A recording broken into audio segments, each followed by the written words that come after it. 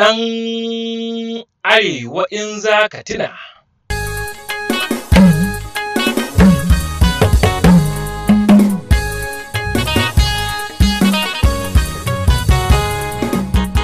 Saƙon na ɗan Arewa mai taken 'yan Arewa in za ku tuna ya ƙunshi ɓangarori da dama ciki har da sashen sandan girma, wacce ba ta zunguri sai nuni ga Arewa da nufin ku tashi ku farka.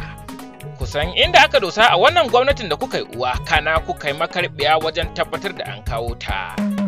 Domin dai cikin 'yan siyasar mu na arewacin Najeriya akwai masu kishi sai tsirarin mabiya masu kwalo-kwalo waɗanda suke bin su don kwaɗayin mulki ba don dacewa ko ƙwarewa ko kuma sun cancanta bi sun ba. Yau dai ta tabbata mai hula da tsakiya ya ci alwashin gurgunta mana yanki ta hanyar kunyata dukkanin waɗanda suka taimake shi har ya kai bisa 60. A siyasar ƙasar kuma so yake ya tozarta dukkan gwarazan matasanmu masu tasowa a siyasar wannan ƙasa da ma matsakaitan dattawanmu kawai don ba su bari a turmushe gaskiya da sun ga ƙarya suna mata raddi. Yau ina ranar zaɓar wannan mai tangal-tangal. Wai ma me yasa tun da farko namu ya fito kuka kishi tun a zaben cikin gida na jam'iyyar APC. Yau gashi kun ɗauko kara da kiyashi yana ta bin ku da rodi. Yanzu dai duk wani mai ƙwazo a siyasa a jam'iyyar APC da an ga za ya kai labari sai a bi shi da sharri. Zan ba da misali kan mutane biyu waɗanda suka yi shura wajen feɗe gaskiya a siyasa tare da focus. Ko da takara ce suka fito ba sa gaba su yi baya, wanda kuma dukkan su tsoffin gwamnoni ne. Malam Nasiru Ahmad Irfai tsohon gwamnan jihar Kaduna da ɗan Bello na Kogi a Doza ya haya ɗan Bello in za ku tuna. Mu fara ɗaukar tsohon gwamnan jihar Kaduna Malam Nasiru Ahmad Irfai. Babban laifinsa dai shi bai wuce tsage gaskiya ba. An san inda shi a wannan mulkin ba mai yi wa Arewawa cin kai ko ɗaga musu yatsa ko a zaman kansul. Don haka ne suka ture shi a gefe kuma makwaɗaitan cikinsu sun yi shiru suna kallon wannan tafiya. Ƙarshe ma ƙarfi da yaji ba kunya an haɗa shi faɗa da magajin shi. Faɗan da ƙarshensa ma ba wata riba. Amma shi turnukun ƙasar da ke bisa mulki a yankin suwa aka kama. Ko kuna nufin ba su da cikas? Kawai dai so ake alalbo wani sharri wanda za a wargaza mana fijo tare da magabatanmu na siyasa. Musamman waɗanda haskensu ke gaba-gaba wajen dimɓarowa a siyasar wannan ƙasa. In ba haka ba, yau fa ko maganar akwa biyo ba a yi wanda kes ɗinsa ke gaban FCC yanzu shine na uku a wannan mulkin. Je ka jihar Kano ina labarin na gwaggwabutar sharri wanda hatta manazarta na ƙasashen duniya sun shaida cewa wancan faifan bidiyon dala daidai ne har ma suka ce da shi authentic. Amma yau shi ke rike da ruling party kuma ba a bincike bisa wannan a gwamnatin da ba satanti an bar mu 'yan ƙasa cikin anxiety. Mu ɗauki Yahaya ɗan Bello na Kogi wanda a yanzu shine target da ya zame musu kadangaren bakin tulu cikin siyasar fati.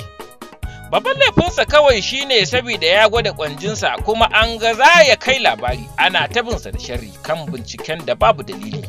Kawai dalili shine ɗan Bello ya yi takara a ƙasar nan tun a wasan farko sai da ya kai ga wasan final. Duka dai don tabbatar da ganin ya kare mana 'yanci daga faɗawa hannun masu kwalo-kwalo wanda lokacin mulkin nasu. Na baya sai da suka ta gayyara mana yanki ɗan Arewa in za ka tuna. Aka yi zaɓe batun takarar shugabancin ƙasa ya kwaranye. Har yanzu da batun takarar nan suke bin sa da sharri. Yanzu kuma tun da cincirin da magoya bayan ɗan Bello suka fara kiraye-kirayen cewa ya fito ya nemi shugabancin fati na jam'iyyar APC. Nan ma an ga ɗan Bello ya fara capacity aka sake bin sa da sharri. To ku sani da zarar an ce Arewa ba ɗan Bello ba mai rusau tsohon gwamnan jihar Kaduna da sauran 'yan siyasar tamu to sai mun koma gefe mu da ƙasar mu. Ka ji fasalo da irin siyasar tasu. A ganin su nasu wankaku ne, namu su kawai aka raina. Tabbaci haƙiƙa waɗannan shugabanni namu da suke wannan gwagwarmaya ta kare ƙasar mu. To kar mu taimaka ma masu bin su da sharri, mu fito kawai mu kare namu. Dan an ga sun fito da bright sai a fara bin su da sharri. Mu kuma saboda ba mu da kishi sai mu fara zagin namu. A'a, kar mu ba su wannan ƙofa, 'yan Arewa namu ya namu. Ɗan Bello dai yana da bright ga ƙarfin ƙwanji ga tarin magoya bayan da duniya ce shaida. Ɗan Arewa ya kamata ka gane, shi fa tsohon gwamna Nasiru Ahmad Irfai shine founder na kafa wannan mulkin. Batun ilimi kuwa duk ƙasar su babu kamar shi, yau har da shi ake yi wa sharri. Ga ɗan Bellon da ya kai mari ya kai gauro wajen tabbatar da an samu ƙuri'ar Kogi a dunkule. Ɗan Arewa in za ka tuna, da hankalinka karkaɗa mauta me suke nufi bisa wannan. manyan naka duk a bisa a karya, kaga a siyasar wannan karni an mai da ku ƙarshen baya. A dan haka ne ɗan arewa in za ka tashi gara ka tashi, binciken da suke yi babu gaskiya a cikin shi. Wannan saƙo ne daga ƙungiyar 'yan arewa mu farka.